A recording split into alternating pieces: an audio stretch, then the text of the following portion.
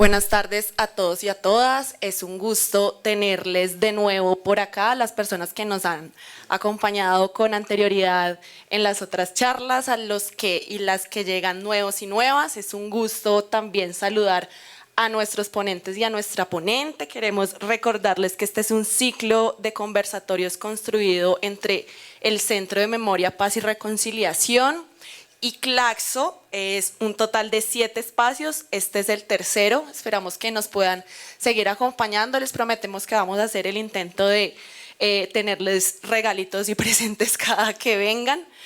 Y bueno, no, muy contenta de estar otra vez acá con ustedes. También gracias, Sofía, por acudir a la convocatoria, digamos, de manera espontánea. De verdad, para nosotros pues es muy chévere pues que puedas estar acá. Lo primero es como saludarte, León, saludarte, Paloma, saludarte, Jaime. Muchas gracias por venir a regalarnos luces sobre lo que está sucediendo actualmente en la mesa de negociaciones con el ELN, que es, digamos, una mesa, yo diría que compleja, como todas las mesas de negociación. La semana pasada hubo un pequeño traspié en el que identificamos algunas fricciones y una pausa, dijo el alto comisionado, y una crisis, dijo el comunicado del ELN.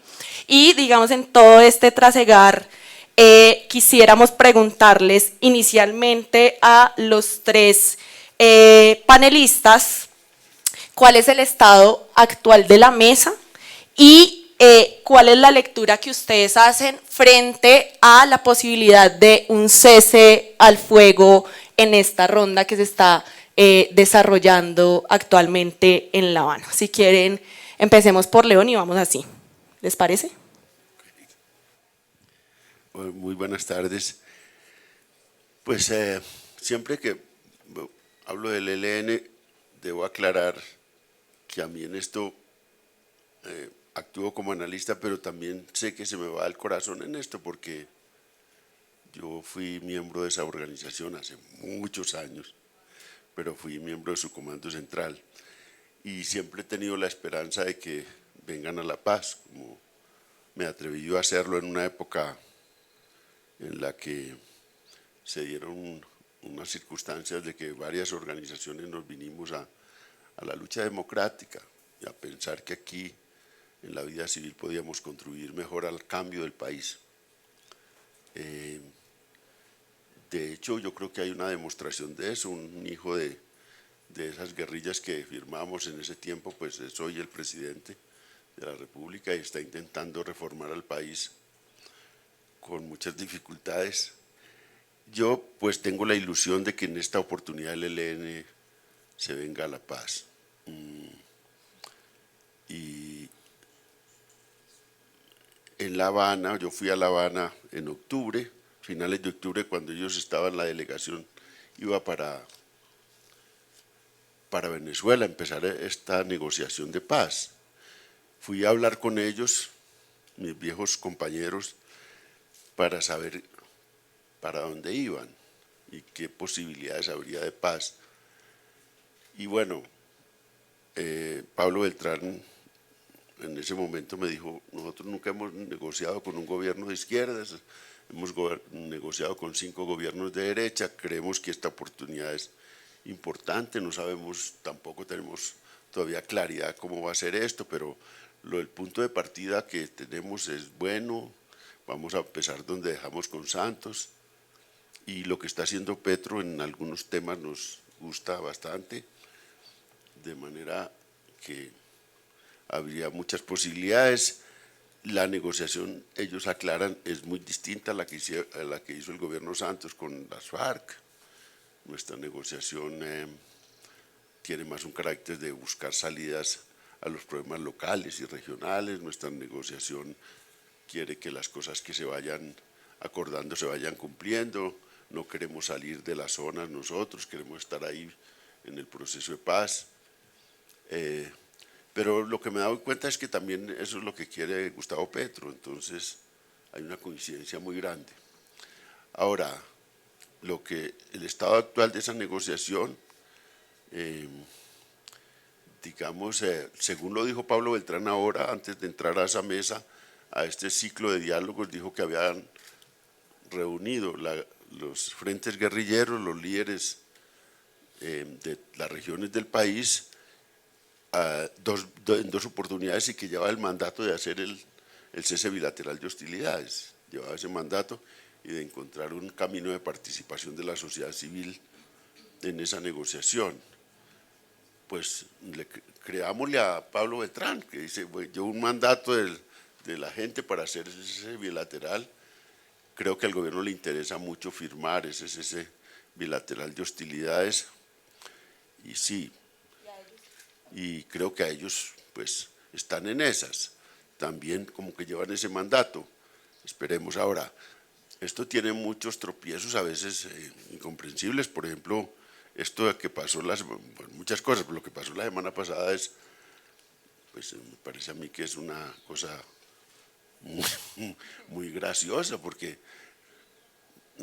si cada vez que a Antonio García le dé por decir una cosa contra el gobierno, pues paran la mesa, estamos jodidos. Y entonces ahora el ELN, porque Petro les dijo que no tenían mando, que quizás no tenían mando, pues entonces lo de las economías ilegales, entonces pues eso es una batalla, un debate político.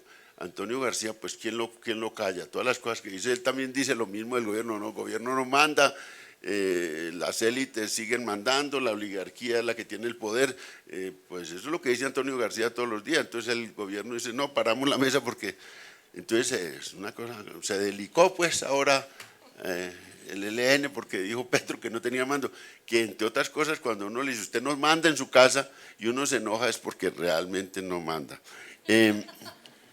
Entonces yo esas cosas no las entiendo. Realmente es una niñería, pues hay que sacar la batalla política. ¿Quién calla a Petro? ¿Quién le dice, no, pues limite el Twitter? ¿Y quién calla a Antonio García? Nadie. Eso no podría ser materia, digamos, de crisis en una mesa de negociación. No es serio eso, a mi modo de ver, no es serio.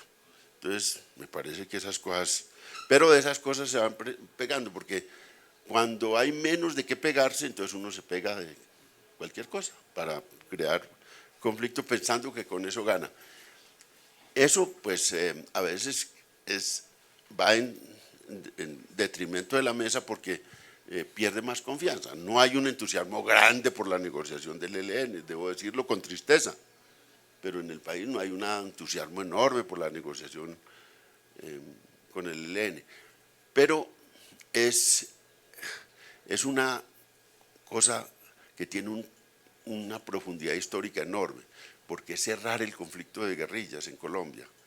Digamos, la negociación con el ELN es el cierre de una etapa histórica. Ya una de las causas, y con esto termino, una de las razones del conflicto, la razón fundamental, fue la exclusión de las izquierdas del poder. Fueron 60 años porque se inventaron un Frente Nacional para pactar entre liberales y conservadores. Fue una cosa supremamente perfecta, pero solo tenía un defecto, y es que excluyó a las demás fuerzas políticas del poder y a las fuerzas de izquierda. Entonces durante 60 años estuvimos dándonos bala para que se incluyera a las izquierdas. Y ya pues triunfó un candidato de izquierdas. Eso ya está chuleado. O sea, hay una normalización de la democracia y eso ya es clave. Y esta negociación tiene una posibilidad, y es de influir en que abajo, fíjense que hay un presidente de izquierdas y hay 31 gobernadores, de los 32 son de los clanes políticos, solo uno es de izquierdas. Y uno diría, el ELN debe dar la manito para ver si logra en este proceso de paz impactar lo que es el poder local y regional, que ese poder es el poder real de los clanes políticos y la base de una sociedad muy inequitativa y una sociedad muy desigual y una sociedad muy injusta, que es lo que ha motivado todo este conflicto armado que ya deja 450.000 muertos y 9.200.000 víctimas un verdadero holocausto. Muchas gracias, León. De hecho, acá te tenía preparada la pregunta de lo del mando, porque siempre es como el fantasma que ronda al tema del ELN, ¿no? Como es que es, cada uno coge por su lado, hay cosas unificadas. Si quieres, ahorita podemos ahondar un poquito en eso. Sigues tú. Bueno, gracias por la invitación y pues un saludo a todos y a todas. Sobre el estado general de la mesa, pues la intervención de Petro destaca tres temas que son un poco lo que todo el mundo está pensando pero nadie había dicho, y es, pues él menciona directamente el carácter federado del ELN, menciona directamente los cambios generacionales que tiene en este momento la guerrilla y que la cambian drásticamente, y la influencia de las economías ilegales, ¿no? Entonces, pues para leer el estado actual de la mesa, pues primero hay que decir que las características que nombra el presidente implicarían, entonces pues uno esperaría que la delegación del gobierno en este momento en La Habana pues se ajuste un poco a esas características que el presidente hace públicas del ELN, sobre todo haciendo énfasis en pues la importancia de hacer una lectura territorialmente diferenciada del ELN y la importancia de tener en cuenta la división generacional, y la división generacional pues posa en estos momentos un reto grande a la mesa porque llama la atención sobre todo en el estado de los mandos medios que tiene el ELN. La verdad pues yo siento que no hay mucho conocimiento sobre qué significa ser un mando medio del ELN en este momento. Con las FARC eso era pues mucho más claro por la estructura tan jerárquica y piramidal que manejaba la guerrilla, pero con el ELN pues por su estructura, como lo dijo el presidente, precisamente federada, pues es diferente y es distinta a hacer esa lectura de los mandos medios. Entonces el gran reto es para el gobierno cómo hacer atractiva la negociación para esos mandos medios. ¿Qué incentivos para el desarme, uno, tienen para esos mandos medios, y dos, para la integración política? Porque pues se hace la negociación con la delegación en las distintas ciudades, sí, eso es cierto, pero la paz se implementa de manera descentralizada. Hay que descentralizar las decisiones que se tomen en la mesa, y la gran pregunta, uno, para el gobierno es cuáles van a ser los incentivos para esos mandos medios, y dos, para el ELN, pues cómo van a manejar qué tanta autonomía daría el COSE para la descentralización de esos mandos medios. Entonces yo creo que la alocución del presidente, que pues sí, pues inoportuna, pero digámoslo, entendible dentro de ciertos parámetros, posa o sea, saca a la luz directamente esas preguntas. Todos estamos hablando de la representatividad, de la participación política, del cese de acuerdos humanitarios, claro que son temas importantes, pero el tema generacional es un tema fundamental que nos lleva a hablar también de la participación y la representatividad en la mesa, y el tema de la importancia de que la paz total en general vaya articulada de una política diferenciada territorialmente, porque el ELN, pues los frentes sí manejan cierta autonomía frente a las decisiones que se toman de manera desde el plano nacional, en este momento pues desde la delegación que está en La Habana ahorita, pero la forma en la que esas decisiones son, por decirlo así, traducidas al resto de la organización varía, y varía dependiendo de qué territorio estemos hablando. Entonces, pues yo creo que ahorita con el estado de la mesa hay que hacer especial énfasis también en cómo vamos a estar manejando el tema de los ceses al fuego. El presidente también dio la directriz directa de que es muy importante salir con un cese al fuego, pero el cese al fuego nacional es bastante, pues es un reto bastante grande, y esa es pues ahorita la carta más importante que tiene el ELN, cómo van a estar manejando los ceses, porque cualquier cifra que uno mire muestran que los enfrentamientos con el ELN pues no son solo con la fuerza pública, son principalmente con otros grupos armados, pero varían dependiendo de la región de la que estemos hablando, ¿no? El ELN no se da bala con los mismos actores en Chocó que en Arauca. Entonces, ¿cómo van a manejar esos ceses al fuego ahí? El cese al fuego nacional pues es uno de los grandes retos, pero es una de las grandes necesidades, porque pues esa negociación en caliente tiene sus víctimas, y pues como siempre la población civil es la que lleva del bulto primero. Entonces, pues bueno, sobre el estado de la negociación, yo creo que lo primero que quisiera decir es eso, la importancia de la división territorial que hace el presidente, la división generacional y el gran reto de cómo manejar entonces los ceses al fuego. Bueno, muchas gracias. Gracias por este espacio. Creo que es una decisión afortunada de Clatso y Clatso Colombia, los centros universitarios afiliados a Clatso Colombia, y aliarse con el Centro de Memoria y Reconciliación para desarrollar estos conversatorios.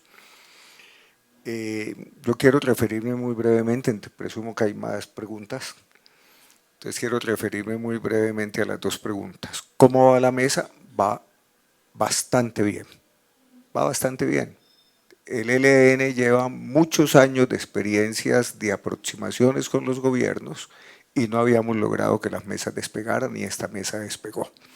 Yo había preparado para usted, si me ayudas por favor, con las diapositivas, había preparado para ustedes. Yo sé que ustedes tienen esta información. Había pensado, había confiado en un auditorio con mucho más personas poco conocedoras de los antecedentes de la negociación, pero viéndolo, ustedes conocen esto, entonces no les voy a decir nada nuevo, pero es bueno recordarlo. El ELN, la primera vez que aceptó sentarse a una mesa de negociación fue como miembro de la coordinadora guerrillera Simón Bolívar en 1991. ¿Tú te acuerdas, León? Todavía estabas allí. Ya estaban en la disidencia y moviendo la cosa por el proceso constituyente, pero aún estabas allí. La primera vez que se sentó a una mesa de negociación fue en el marco de la coordinadora guerrillera Simón Bolívar, en las negociaciones de Caracas y Tlaxcala 91 y 92, que se suspendieron, que fracasaron. Después de un salto grande, tuvo una disidencia, la corriente de renovación se separó, pero quiero destacar una cosa. A diferencia de otros grupos armados que no aceptaban disidencias, el ELN aceptó una disidencia, no asesinó a sus excompañeros, no los combatió, permitió que circularan las ideas y que fuera una disidencia que pudieran negociar en forma autónoma en relación con el ELN. Esto es muy importante tenerlo en cuenta porque cuando se hacen las conversaciones de Caracas y Tlaxcala, ya se había producido la negociación con el M-19. En el marco de la coordinadora, el M-19 rompió la unidad de la coordinadora abriendo la negociación. El ELN no compartió esa negociación, pero se comprometió a no sabotearla y creo que el ELN durante todos estos años ha respetado esa posición. Eso es importante tenerlo en cuenta para algo que voy a decir. Yo entiendo la emoción de León porque él formó parte de esa organización. A mí me emociona hablar del ELN porque llevamos décadas con una serie de organizaciones y grupos de personas buscando conseguir que se adelante una negociación exitosa entre cualquier gobierno nacional y el ELN para que esta organización salga de la guerra. Y el ELN en la historia de la guerrilla en Colombia ha representado cosas diferentes. Por ejemplo, durante mucho tiempo se resistió a articularse a la economía cocalera. Incluso los Estados Unidos y los informes del Departamento de Estado de Derechos Humanos reconocían esa diferencia. No lo asociaban con las economías cocaleras. Fueron los primeros tal vez en plantear y reconocer durante la reforma constitucional en el gobierno de Belisario Betancur la importancia de acercarse a las comunidades locales en el proceso de elección popular de alcaldes. Recuerdan ustedes un intento relativamente importante en la historia institucional de este país de cambiar la relación entre el centro y las regiones, y el ELN adoptó una posición, esto lo conoce muchísimo mejor León que yo desde luego, adoptó una posición de construcción de poder popular a partir de las comunidades locales y ejercer una veeduría, una especie de veeduría armada sobre los poderes municipales que le produjo réditos. La gran fortaleza, si podemos hablar en esos términos, dentro de la Yo he escrito y he insistido en que la insurgencia en Colombia nunca logró llegar con un discurso que permitiera ganar amplios sectores de la población en apoyo de su posición. He debatido sobre si son representativos o no son representativos. Todas las organizaciones insurgentes, como los partidos políticos, se autoproclaman representativos, sobre todo si son de origen popular o de izquierda, dicen somos representativos de los intereses populares. Pero eso no necesariamente es así. Una cosa es que yo me autoproclame representante de los intereses populares y otra cosa es que los sectores populares me conozcan como su representante. Los amplios sectores populares de este país nunca han reconocido a las guerrillas como sus representantes, lo cual no quiere decir que no hayan tenido apoyos en sectores sociales populares. Claro, los han tenido, si no, no hubieran podido existir, reproducirse y mantenerse hasta ahora, pero nunca lograron ganar, como decía Mao Zedong, ese dirigente importante de la Revolución Popular en China. Para que la insurgencia triunfe tiene que ganarse la mente y el corazón del pueblo. Si no logran ganarse la mente y el corazón del pueblo, entonces no logran hacer una guerra efectivamente popular, y la guerra de Colombia no ha sido una guerra popular, nunca ha sido una guerra popular, lo cual no pone en cuestión la justeza de las reivindicaciones levantadas por la insurgencia en los años 60, cuando nace el ELN y cuando nacen las FARC. Pero otra cosa es que haya logrado llegar al corazón y a la conciencia de amplios sectores sociales populares para que lograran fortalecerse. Bueno, yo no quiero extenderme mucho en esto, pero quiero decir que a mí me emociona hablar de esto. En los 90, a fines de la década del 90, con una serie de organizaciones sociales y personas, promovimos la creación de la Asamblea Permanente de la Sociedad Civil por la Paz, que buscó, mientras existió, propiciar las negociaciones políticas con todas las guerrillas, incluida el ELN. Por la misma época, un grupo de personas creamos la Comisión Civil Facilitadora para las negociaciones de paz con el ELN y logramos conseguir mandato del COSE y del gobierno de Pastrana para propiciar acercamientos, y se lograron acercamientos muy valiosos. Lo que yo quiero decir con eso es esto: el ELN, cuando decidió negociar, a partir del año 93-94, cuando lanzó la propuesta de la Convención Nacional, ha buscado acercarse a los gobiernos y ha sido difícil la negociación. Y a mi juicio ha sido difícil la negociación no solamente por los rasgos internos de la organización, el negociar al referéndum por la organización federada, pero eso no necesariamente es un defecto, es una característica. El ELN ha negociado al referéndum y eso ha molestado a los gobiernos. Ha insistido siempre en la presencia de la organización de la sociedad civil. Cuento una anécdota simplemente. Cuando hicimos la primera asamblea, la primera plenaria, perdón, de la Asamblea Permanente de la Sociedad Civil por la Paz, recibimos de parte del ELN, en boca de Pablo Beltrán, un video saludando la creación de la Asamblea Permanente de la Sociedad Civil. León, y tal vez tú no conoces o de pronto me has oído esta historia. El video de Pablo Beltrán terminaba más o menos con estas frases: trato de ser lo más leal con la memoria. La memoria, ustedes saben, siempre uno la relabora. Decía: saludamos la creación de la Asamblea Permanente de la Sociedad Civil por la Paz para que apoye esto. Era un poco el modelo de Guatemala. En las negociaciones de paz es indispensable la participación de la sociedad civil que ustedes están planteando. Si hay negociaciones de paz y el gobierno o nosotros nos oponemos, ustedes deben de luchar contra nosotros para garantizar que haya participación de la sociedad civil. Entonces, de las cosas que me emocionan de ver de nuevo esta mesa de negociación activa es que siempre han reivindicado algo con lo que coincide la sociedad civil o las organizaciones de la sociedad, y es que la última palabra en materia de reformas que deben reorganizar la sociedad y democratizarla deben ser los sectores sociales diversos, todos, que somos los que debemos definir qué tipo de sociedad queremos y no una cúpula guerrillera ni una cúpula gubernamental. Entonces yo veo bien la mesa, con dificultades. Las negociaciones tienen dificultades, todas las negociaciones de paz en todo el mundo tienen dificultades. Las de las FARC tuvieron muchísimas dificultades, las del M-19 tuvieron dificultades, estas desde luego tienen dificultades, pero miren esa experiencia. En todos esos años no se había llegado a definir una agenda de negociación como se logró en Quito con el gobierno de Juan Manuel Santos. Y en la reiniciación de la mesa de negociaciones llevamos 3 ciclos apenas y ya estamos discutiendo concretamente en La Habana en este momento si hay o no cese bilateral, nacional o territorial del fuego y de las hostilidades y cómo será la participación de la sociedad. Nunca antes habíamos llegado a ese punto. Y yo creo que aquí el gobierno de Petro, o no el gobierno, Petro se equivocó. Petro se equivocó, él es el presidente. Y es un presidente reformista, comprometido con las reformas, yo coincido con eso.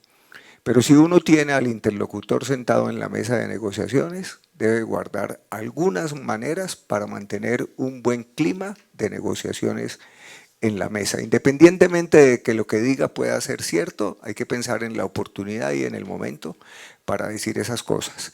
Y lo digo porque el ELN debe tener una sensibilidad colectiva, en la psicología colectiva, y es que los gobiernos no se preocuparon por entender las características y las especificidades del ELN, y en ese punto el ELN es absolutamente sensible al menosprecio como organización armada porque cuenta más la fortaleza política que el poder de las armas, y en segundo lugar al menosprecio de una guerrilla menor con la que uno puede tratar de cualquier manera porque al parecer está ansiosa de sentarse a la mesa de negociación. Eso yo creo que hay que mirarlo con más tranquilidad porque creo que el gobierno ha cometido 2 errores fundamentales que tienen que ver con las llamadas mini crisis de la mesa. Un decreto gubernamental, que era una orden a los grupos armados, ordené un cese bilateral, ¿se suman o no? Y en segundo lugar, decir, bueno, son las nuevas generaciones, tipos sin ideales, metidos con economías ilegales. Yo he sostenido en espacios como este, digo, hay que negociar con ellos rápidamente para que no se sigan degradando y no terminen dispersos en bandolas. Pero si estamos en una mesa de negociación no hay por qué llegar con eso. Hay que llegar justamente a ofrecerle alternativas que abran los caminos. Gracias. Muchas gracias, Jaime. León, como en la conversación, un poco tú nos mencionabas, pues no solamente que habías sido parte de esta estructura armada, sino que también llevas muchos años pues estudiándolos y analizándolos. Quisiéramos preguntarte, primero para ti, ¿cuáles son las líneas rojas del ELN? Es decir, cuando esto suceda, ¿nos paramos de la mesa? Y preguntarte cuáles son esas reivindicaciones históricas que ellos esperan que tengan lugar en la mesa, porque pueden querer la revolución, pero pues en una mesa de negociaciones no creo que sea muy viable plantear la revolución total. Entonces, esas 2 preguntas nos gustaría que nos las contestaras. Pues digamos que me ha gustado hablar con ellos siempre que están en unas mesas de negociación, siempre me reciben amablemente, a pesar de que fui una disidencia de ellos, y yo pues tengo cierto respeto por ellos. Ahora, también les hablo francamente, yo creo que ellos pues piden, y mucha gente pide, y lo acaba de decir también con cierto sentido y con cierta, que hay que comprender al ELN. Yo les digo amablemente al revés, el ELN debe comprender al país hoy. No es el mismo país que teníamos, es un país que está en una transición y hay que decirle también amablemente que ellos le aportan más a los cambios del país y a las reformas si vienen a la paz que con las armas en la mano, por el momento que vive. Ahora, pues la política, ¿qué es? Es correlación de fuerzas principalmente. Y en democracia, pues los poderes son, la democracia consiste en que no hay un poder absoluto, sino todos los poderes son relativos. Y es verdad que el poder de Petro es relativo, pues tiene al frente un Congreso con mayorías de las viejas élites. Tiene al frente unas Fuerzas Armadas que no son muy afines a él. Esto no es Venezuela, no tiene el PDVSA y que era el 80% de la economía venezolana. Aquí hay unas élites empresariales supremamente sofisticadas y diversas contra las reformas. Entonces hay que decirles, ustedes le prestarían un servicio, un jalonamiento muy grande a las transformaciones si se vienen a la paz de la mano de Petro. Eso hay que planteárselo de manera clara. Ellos tienen unas cosas que son aceptables, yo creo, pero que hay que pensar fuera de la caja para poder atender eso. Que, fíjense, negociar, dice, nosotros queremos que lo que se vaya firmando se vaya cumpliendo. Pues eso no es fácil, pero puede inventarse unas fórmulas para que eso sea realidad. Nosotros no aspiramos a tener una representación política en el Congreso, ni un partido político nacional, me lo dijeron allá. Nosotros queremos es las transformaciones regionales y seguir jugando en la política regional y en la vida regional. Pues también hay que inventarse el cuento. Yo sí creo que hay cosas que ellos son distintos. Ahora, las FARC tenían una idea que era reforma agraria, reforma política, seguridad jurídica, y fueron con puntos a La Habana y iban a negociar eso. Obedecía la lógica que se da en todas las negociaciones. Voy a ver si logro explicar esto bien, que es tan difícil, pero y si ustedes me pudieran entender. En el mundo, todas las negociaciones, el gobierno lleva el cómo a una mesa de negociación y las guerrillas siempre llevan el qué. ¿Por qué me dan para venirme a la paz? Y el gobierno, todos los gobiernos que se sientan con guerrillas, pues están pensando, oiga, ¿cómo le voy a cumplir las cosas que ellos me piden y si puedo cumplírselas? Y segundo, ¿cómo los desmovilizo y los desarmo? Eso es el cómo es del gobierno y el qué de las guerrillas. Pues aquí hay una dificultad, y es que el ELN en el qué dice, no, el qué no es con nosotros, sino con la sociedad. Haga mesa, écheme ese trompo en luña, decían, pero eso era una cosa de dichos campesinos que tú no, ni cinco, no, esos son dichos. Bueno, ¿cómo se hace eso? Bueno, allá hay una dificultad enorme. Allá acaba de llamar uno que está sentado en la delegación del gobierno a preguntarnos, hoy, León, estamos aquí discutiendo el tema de la participación de la sociedad civil, ¿qué dicen ustedes cómo podemos ayudar a la fundación nuestra? Fíjense la pregunta, porque el tema es complicado, porque ellos delegan en la sociedad. No, yo tengo esto para que, a ver señores, vengan a ver, vamos a negociar esto que yo traigo a la mesa. No, deleguemos en la sociedad los cambios, ahí hay una dificultad enorme. Ahora, para todo eso hay fórmulas, eso sí, porque además, pues los colombianos que somos tan imaginativos tampoco nos vamos a joder.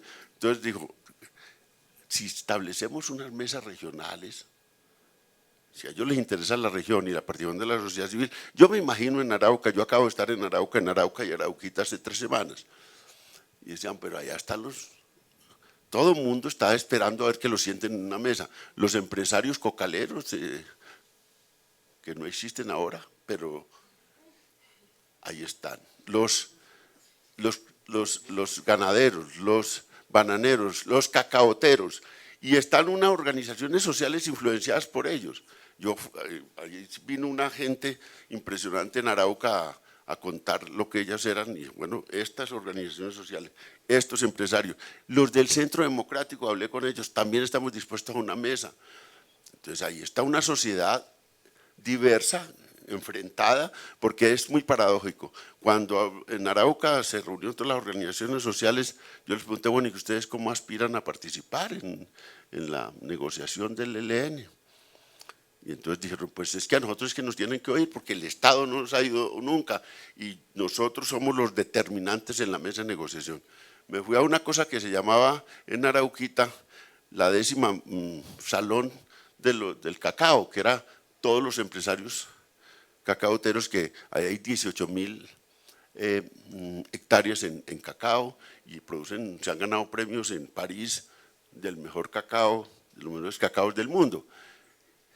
Y entonces me decían, yo les decía, bueno, ¿y cómo piensa usted participar? Y yo, a nosotros es que es una posibilidad muy grande ir a una mesa porque el ELN nos tiene silenciados a nosotros no podemos hablar.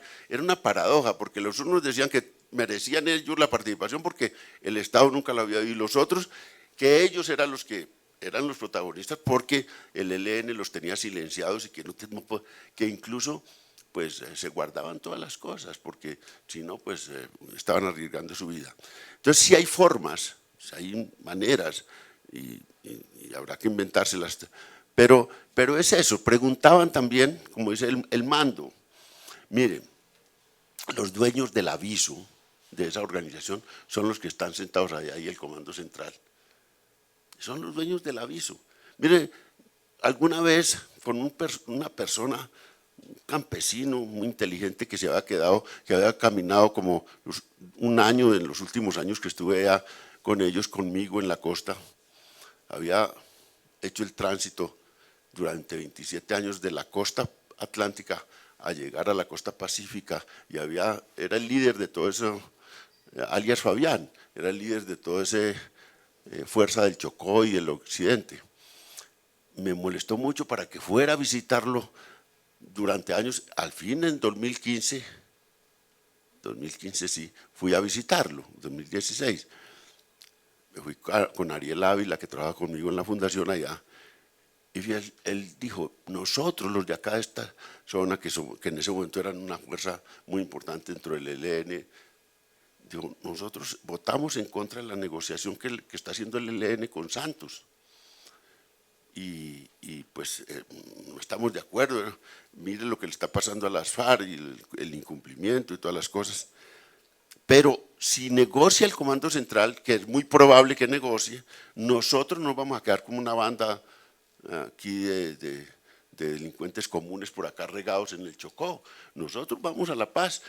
Estuve 2 días con él para preguntarme todos los detalles de mi proceso, porque bueno, él tenía un aprecio por mí, raro, extraño, porque ya tenía todos los libros, leía, me hacía seguimiento, me decía, León, de las personas que yo conocí en la guerrilla, que tengo un aprecio real, es por usted. Entonces llegó a preguntarme cuánto valía un café en Bogotá, un tinto. Yo le dije, pues depende, si es en el norte o es en el sur. En el norte ya le cobran a uno en el Loma y hasta 6.000 pesos por un café, pero se lo puede tomar barato en el sur. Lo mejor le aconsejo si va a vivir en Bogotá que vive en el sur. Pero esas eran las preguntas de una persona. Entonces yo no creo, va a ocurrir lo mismo, va a haber disidencias y gente que se va a quedar. Pero si esos que están en La Habana firman, con la autorización del Comando Central y todo eso, el 90% de esa guerrilla se viene a La Paz.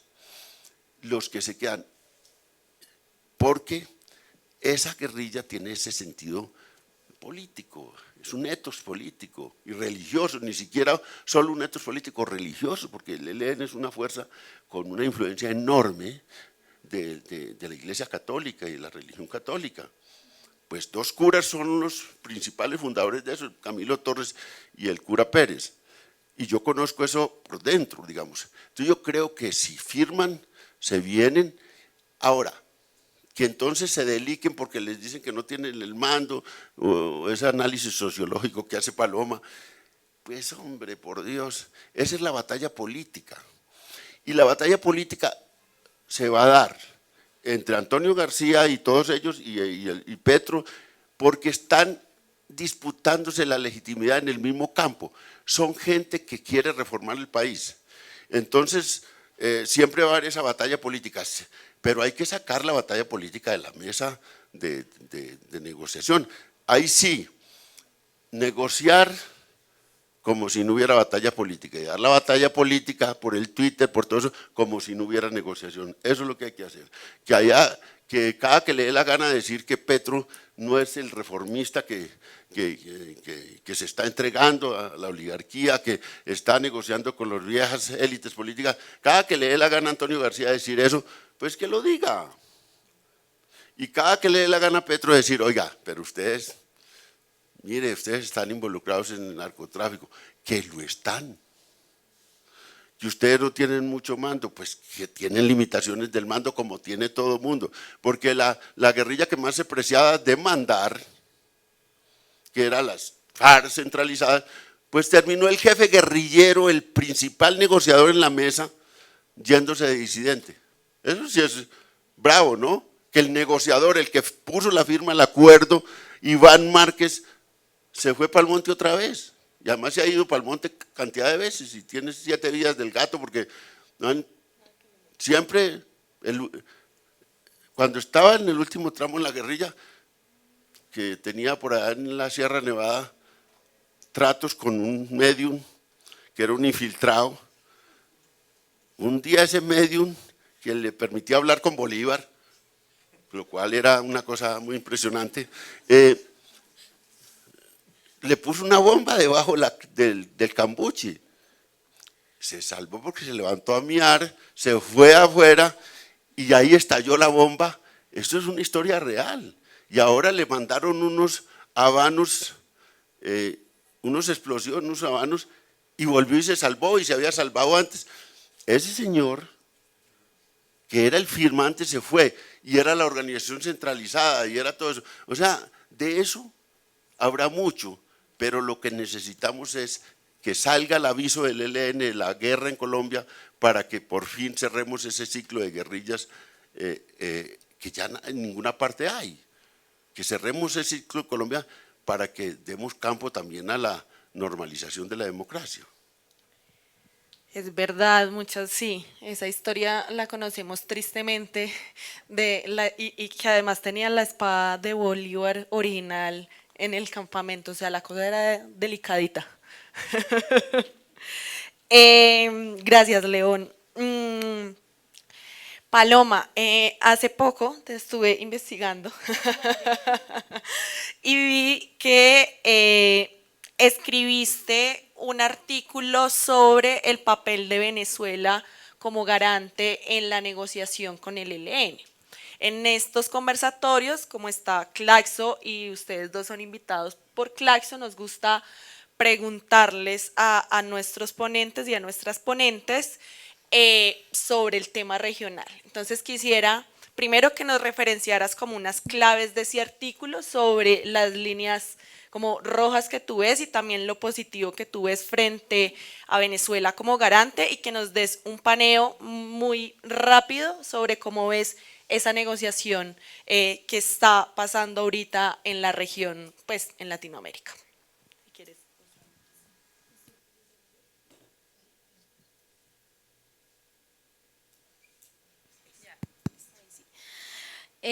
Bueno, sí, escribimos ese artículo con Henry, que está ahí sentado, hace ya un tiempo, cuando empezó el segundo ciclo, creo. Bueno, pues la decisión, en lo que se centraba el artículo principalmente era en la decisión de que Maduro fuera el garante de la negociación, porque la relación con Venezuela y el ELN es una relación supremamente delicada. La principal línea roja del artículo era cuestionar un poco el papel que tendría Venezuela en la negociación, un poco como juez y parte, ¿no? Porque nosotros un poco le exportamos el conflicto armado a Venezuela también, eso pues es inevitable. La forma en la que se comporta el ELN en Arauca y adentro en Venezuela pues es supremamente compleja y es una forma muy diferente a cómo se comporta en el resto del territorio. Ergo la importancia de la lectura territorialmente diferenciada al interior de Colombia, pero con el caso de Venezuela también. La relación con la Guardia Bolivariana también es supremamente diferente en la frontera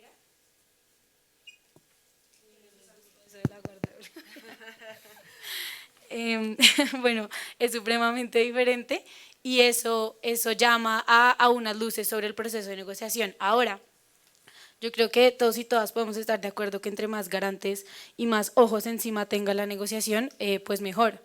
Mayor jalonazo internacional que pueda hacer en dado caso el gobierno o alguna de las partes. Entonces el apoyo regional es supremamente importante y es importante empezar a leer el conflicto en clave regional en general, no solo con el ELN, sino con la presencia de actores armados en el territorio. La presencia del cartel de Sinaloa en Colombia es innegable y entonces ahí es muy importante hacer una lectura territorial. Por ende, ¿Tiene relación con el cartel? ¿Tú sabes? no sé. No sé. Pero pues el cartel sí hace presencia acá. No es sino que uno vaya y visite las comunidades y directamente las comunidades tienen una lectura mucho más clara de cómo funcionan los actores dentro del conflicto armado, porque a estas alturas es difícil hacer esa lectura de qué actores operan en qué lado y qué frente de cada actor, porque pues el narcotráfico y las economías ilegales entorpecen mucho esa lectura y la hacen pues supremamente compleja. Y a fin de cuentas pues siempre son las comunidades las que terminan teniendo esa información mucho más clara. Entonces, volviendo al tema regional, pues sí creemos, y esa era la postura un poco desde el CINEP, la importancia de hacer la lectura regionalmente del conflicto y también hacer ese involucramiento directo de los países que pueden llegar a estar involucrados en el conflicto armado, en el caso de Venezuela. Entonces, pero pues claro, esa era la verdadera pregunta, entonces cómo va a ser Venezuela siendo juez y parte, ¿sí? Porque Venezuela también debe asumir ciertas responsabilidades en el marco del conflicto armado con el ELN. Entonces, pues es una jugada sumamente estratégica de jalar al presidente de Venezuela y hacerlo partícipe de la negociación, claro. Y eso es un acierto del presidente Petro, en tanto luego Petro en un futuro pues se supone el objetivo también sería incidir en la situación de derechos humanos de Venezuela y pues exacto, la crítica situación. Entonces ahí Petro, o bueno, por lo menos Colombia, entraría como a liderar o a garantizar esa transición de vuelta a la democracia en Venezuela, lo cual es una jugada sumamente estratégica. Entonces así como políticamente es una jugada muy interesante, pero a la hora de la verdad pues hay que tener en cuenta también cuáles han sido las implicaciones y pues el gobierno nacional tampoco es que pueda con dos, ¿no? Con los reclamos del pueblo venezolano por los conflictos o por la presencia del ELN en el territorio versus el ELN también. Eso ya pues es burocráticamente insostenible para cualquier alto comisionado o cualquier oficina. Entonces, bueno, no esperaba la pregunta regional, pero más o menos pues esa es un poco la lectura.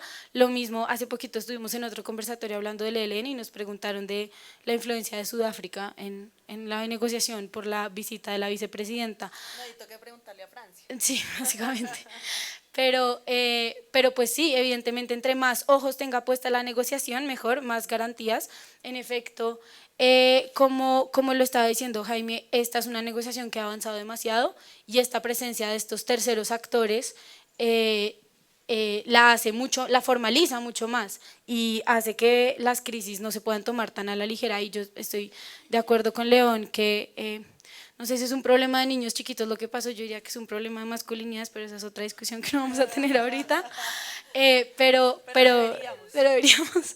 Sí. No, sí, en temas de género también hay que decir, hasta ahora están muy crudos y es una lectura preocupante, pero bueno, esa también es otra discusión. Pero pues sí, no puede ser que por estos llamamientos y por estas expresiones desde Twitter se ponga en crisis la mesa cada nada. Eso pues no, tampoco es muy presentable, pero tristemente es un poco esperado por la personalización también que ha habido de las negociaciones de parte y parte, ¿no? Entonces todos estos ojos regionales pues en el juego político un poco juegan a favor precisamente de la negociación y de la viabilidad de los futuros compromisos que esperamos que a partir de ese tercer ciclo pues ya se empiece a comprometer en ese qué y en ese cómo que decía también León ahorita. Es importante que ya pues las partes empiecen a comprometer mutuamente con con el fin del conflicto, ¿sí? Y que deje de ser como tan protocolario y tan formal. Muchas gracias, Paloma. No, pues es que la hice porque leí tu artículo, entonces yo dije, ella es la que sabe de eso. Jaime, nosotros, es que yo hago todo el paneo de la gente que viene para saber qué preguntar. Entonces, tú eres miembro de la comisión facilitadora de la sociedad civil con la mesa. Tú ahorita mencionaste un poquito sobre la participación que han tenido ustedes como sociedad civil y la incidencia que han tenido en la construcción y en los acercamientos. León también mencionaba que el tema de la participación pues es difícil porque hay unos que dicen sí, hay otros que dicen no y se forma, digamos, una gran paradoja frente a la mesa. Quisiéramos que desde su experticia nos contara un poquito cómo va el tema de la participación. Hace poco vi que cerraron como convocatorias para organizaciones que van a aterrizar en la mesa. Cuéntenos un poquito eso, en qué va. Gracias, pero yo quiero volver un poco, voy a referirme a eso, pero quiero volver un poco atrás sobre la pregunta que le hiciste a León. Si en la mesa se está discutiendo si se está haciendo una revolución a través de la negociación y cuáles son los alcances. Yo creo que antes de eso debo hacer una precisión.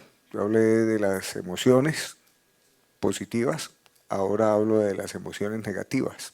Sectores y organizaciones de la sociedad durante décadas hemos venido exigiendo y seguimos exigiendo tanto a todas las organizaciones guerrilleras y a esta que sobrevive hoy al ELN, el cese inmediato de los secuestros. Esa es una posición que no es ni ética ni políticamente sostenible. Entonces, cuando yo hablo de que hay que entenderlos y que hay que conocer las características para la negociación, no quiere decir que tengamos una posición, y cuando hablo de eso hablo de organizaciones de paz y de mi posición personal, de que tengamos una posición complaciente y que no le creamos que tenemos que hablarle duro. Creo que tenemos que hablarle duro. Por ejemplo, ellos no pueden seguir cometiendo estos crímenes que están cometiendo. Es imperioso que suspendan ese tipo de actividades criminales, es una exigencia irrenunciable de organizaciones de la sociedad. Otra cosa es manejar eso como condicionamientos para hablar o no. Entonces, te diré, usted transfórmese y entonces si hablo con usted, no. Hablamos, pero le estamos exigiendo esto. Hablamos y le estamos diciendo duro lo que ya León planteaba. Si no negocian pronto, van por una senda de bandolerización que no se inició ahora. Ya tiene una trayectoria. Es una dinámica en el contexto de una guerra profundamente degradada como la guerra colombiana. Entonces creo que la urgencia que tenemos de que ojalá en este gobierno haya un acuerdo y salgan de la guerra es porque sería lamentable ver a los miembros del COSE convertidos o muertos. Creo que le pueden aportar a este país con toda la experiencia, como lo están haciendo los antiguos miembros algunos de los antiguos miembros del secretariado de las FARC y de las FARC, como lo hicieron los del M-19, y lo pueden hacer ellos. Es urgente que salgan. O evitar que se conviertan en jefes de unas bandas. León citaba un ejemplo de Fabián, dice, si no estoy de acuerdo con la negociación, pero si la delegación firma el acuerdo, vamos con la paz. Eso es muy importante porque allí, León, tú lo conoces bien, hay un elemento muy importante en la historia del ELN, la importancia que le dan a la unidad interna después de los fracasos y de los problemas que tuvieron en su primera etapa. Eso es herencia de la comandancia de Manuel Pérez y de todo el proceso de reconstrucción del ELN. Entonces yo sí pienso que estos espacios y otros deben servir para hablarles duro también en ese sentido. No se trata de ser complacientes con ellos, sino de que en toda negociación, que son difíciles, hay que buscar crear ambientes favorables para la negociación. Y hay que evitar hasta donde sea posible cosas como esas incidencias que son, yo lo llamé mini crisis, no ponen en peligro la mesa de negociación, pero sí es tan difícil construir confianzas en los procesos de negociación, eso dificulta todavía más la construcción de las confianzas. Mucho más cuando no solamente Antonio García, de creer lo que ellos han publicado en los periódicos de insurrección, a nombre del COSE, en la sección del COSE, ellos tienen fuertes críticas a la concepción de paz total, no la comparten en muchos aspectos y han planteado esas críticas abiertamente. Entonces, eso está bien, que eso forma parte del debate, pero debemos evitar, repito, que acciones de uno u otro lado creen ambiente desfavorable para el desarrollo de la mesa de negociaciones, que es bien difícil de desarrollar adecuadamente. Bueno, ellos están planteando negociación para la revolución. No. Si uno lee la agenda son los mismos 6 puntos, bueno, tienen 6 puntos como la agenda. ¿Por qué no me ayudas, por favor, y ponemos la diapositiva en donde aparece lo de la agenda? Más adelante, ahí. La agenda es una agenda que tiene lo de, como eje, la democracia y la participación de la sociedad para la construcción de la democracia. En la concepción del ELN, en la insistencia, si le ponemos fin a la guerra es porque le ponemos fin a los factores que dieron origen al conflicto. Esa es una tesis histórica central de ellos. Y la agenda está concebida un poco en la dirección de avanzar a través de la negociación y de la aplicación de los acuerdos en la erradicación de los factores que dieron origen al conflicto. Hubo un cambio sustancial del ELN en el acuerdo llamado de México con los cambios en la agenda. Yo lo destaco allí. Acuerdos parciales se pueden aplicar, deben aplicarse de inmediato, no son los acuerdos nacionales, son los acuerdos parciales, pueden aplicarse de inmediato. Y en la perspectiva de ellos es muy importante, porque con la importancia que le dan a lo territorial, si los acuerdos parciales son sobre territorios determinados o, por ejemplo, acuerdos de alivio monetario, como se han propuesto para todo el andén del Pacífico, en el Chocó y en el Valle del Cauca, y si se puede avanzar en la implementación de eso, es una manera de ir consolidando la negociación. Ahí es un cambio de sistema de negociación muy importante en relación con lo que se negoció en el acuerdo final con las FARC, de que nada estaba acordado hasta que todo no estuviera acordado, y que permite superar eventualmente resistencias que generan normalmente los incumplimientos de los gobiernos colombianos en el cumplimiento de los acuerdos. Y con esto paso a lo de la participación. La participación es complicada, mucho más con el escalamiento de las violencias. El fortalecimiento del ELN, hay que tener en cuenta que aunque el ELN no está en una dinámica impresionante de crecimiento como lo estuvo a fines de los 80, está creciendo en la forma que sea, apoyado en economías ilegales, cometiendo atrocidades en sectores, ahí en los enfrentamientos con otros grupos armados, en fin, pero está en una dinámica de crecimiento y eso hay que tenerlo en cuenta. Para una organización que está en crecimiento hay que abrir los espacios necesarios para que a pesar de ese crecimiento tenga suficientes alternativas para renunciar a ese proceso de crecimiento. Y en segundo lugar, si está creciendo como organización armada, está decreciendo en las simpatías, apoyos o entusiasmos que despertaba en el pasado. Una anécdota les voy a contar. Cuando en el gobierno de Uribe Vélez, Luis Carlos Restrepo, el comisionado de paz de esa época, habló con la Comisión Facilitadora Civil de la que formaba parte, nos contaba: estamos sorprendidos cuando abrimos las negociaciones con las autodefensas, como lo llamaban, pusimos 6 buses en la plaza de Bolívar a ver quién nos acompañaba en las negociaciones y no se subió nadie. Y hablamos de la posibilidad de diálogos exploratorios con el ELN, pusimos 2 busetas y nos tocó llenar la plaza de Bolívar de buses, fue la metáfora que utilizó, porque en esa época la gente veía con mucho entusiasmo y había simpatías por una eventual negociación de paz con el ELN. Hoy no es así, ese entusiasmo se ha perdido, hay apoyos que se han ido erosionando por la misma dinámica de la guerra, por los errores de ellos, por las campañas de los gobiernos, en fin, por una serie de factores, eso se ha erosionado y tenemos que tener en cuenta esa pérdida del apoyo de la participación, que lo hace más difícil. En este país hay experiencias de negociación. Algunas de esas les incomodan al ELN. El M-19 desarrolló exitosamente un laboratorio de negociación de paz con las mesas de análisis y concertación en su negociación. Allí se lograron pactos políticos que se hundieron fue en el Congreso de la República, pero no en la participación de la sociedad. Y se logró participación de organizaciones sociales populares, académicas, étnicas, de mujeres y de gremios empresariales.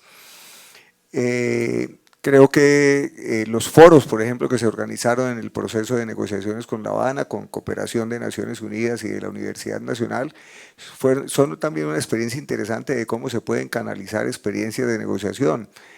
Las experiencias que se hicieron durante las negociaciones en Quito, que permitió recoger una experiencia con organizaciones sociales importante. En el caso de la comisión facilitadora, nosotros no tuvimos experiencias porque nuestro mandato como facilitadores era tratar de sentar en una mesa de negociación al ELN y al gobierno nacional, como se logró.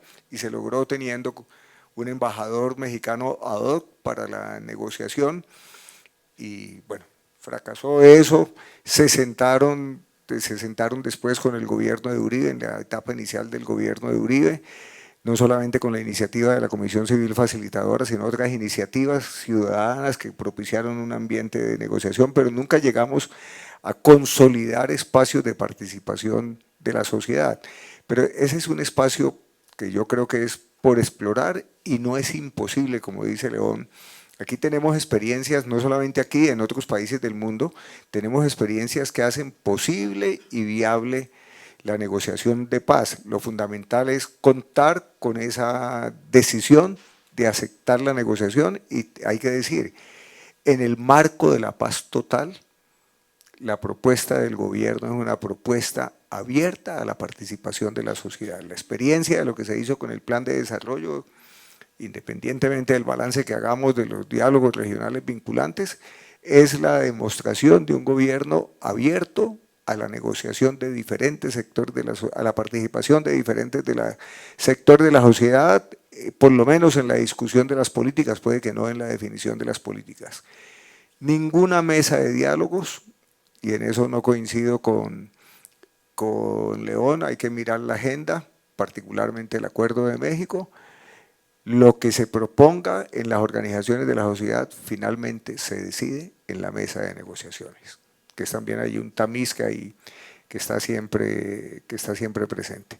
Creo que vale la pena probarlo y yo invito un poco a apoyar y respaldar esto. Estamos en medio de una situación política muy crítica, muy difícil.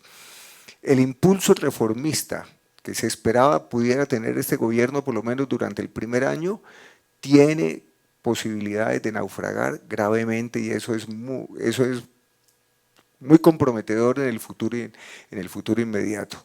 Entonces hay que salvar las condiciones para mantener vivo ese impulso reformista, avanzar en reformas sociales que permitan democratizar este país hasta donde sea posible y las condiciones lo permitan. Lo que esta coyuntura nos está poniendo de presente es que estamos frente a una clase dirigente y a una derecha, una clase dirigente astuta, con una enorme experiencia y con una capacidad de entorpecimiento y de frustrar, con una mezquindad además en sus concepciones que no está dispuesta a hacer concesiones, y además con una extrema derecha militarista. El escalamiento de las violencias no es solamente el mito ese de que simplemente no hizo presencia del Estado. ¿Qué tanto de ese Estado representado por las fuerzas militares está comprometido con esas violencias? Es que lo que se ganó fue la presidencia, pero ganarse la presidencia no hay que olvidar la experiencia de Chile. Entonces, lo que se ganó fue la presidencia, pero no se ganó el poder político, se crearon condiciones extraordinariamente favorables por primera vez en un país tan conservador y tan retardatario como este para impulsar fuerzas políticas democráticas, pero el escenario es extraordinariamente difícil. Es difícil, y aquí probablemente muchos de ustedes pensarán como yo que el gobierno a veces no ayuda mucho en volverlo más fácil, pero bueno, pues no es el momento de dedicarnos a darle palo al gobierno, sino de tratar de frenar el avance de la derecha y crear condiciones que ayuden a avanzar en un proceso reformista. Y estoy completamente de acuerdo. Ojalá la dirección del ELN tenga la sensatez para entender la complejidad de la coyuntura política en que nos encontramos y en lugar de estarle dando palo a la paz total, entienda que buena parte de las transformaciones democratizadoras que ellos aspiran es lo que está allí propuesto como dinámica de la paz total. Transformar económica, social, política, ambiental y culturalmente este país para hacerlo una sociedad más justa, más equitativa y más incluyente. Con dimensiones, como dice el Acuerdo de México, con dimensiones de género, con derechos para las mujeres, con reconocimiento de los pueblos de los derechos étnicos y con defensa de la madre tierra, sin cuya defensa no será posible nuestra supervivencia en el mediano plazo. Muchas gracias, Jaime.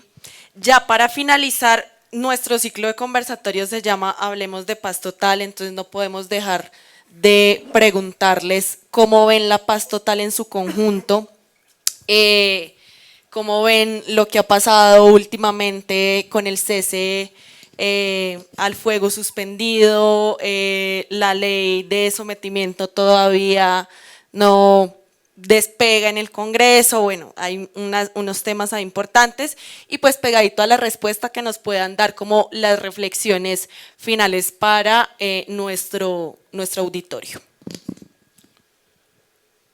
Pues la paz total es una buena consigna realmente y creo que es muy de Gustavo Petro, porque él es un vendedor de sueños magnífico. Y eso en política es muy importante, es quizás más importante que el ejecutor y el gerente. Le va mejor, pues, a él le va mejor que a Enrique Peñalosa y que a Vargas Lleras, que son unos tipos supremamente ejecutores y que han hecho cosas, pero los vendedores de sueños tienen mucho espacio en la política. Me gusta, esa es una idea y es una idea movilizadora. Ahora, esto es una montaña rusa realmente, esta paz total es una montaña rusa, eso es una vaina que a veces sube cuando se lanzó en el discurso inicial y todo eso, pues tuvo una subida enorme porque era el sueño.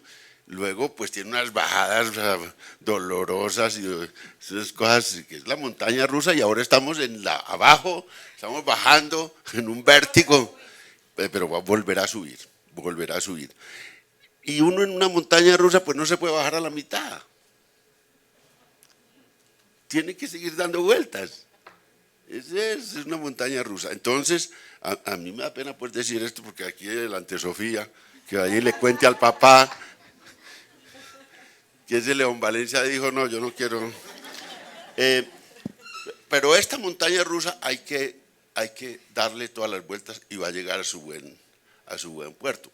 Yo estoy convencido de eso. Ahora, siempre pues todo eso es relativo, porque no solo el sueño no solo la consigna de paz total está muy bien concebida, los pilares de la paz total.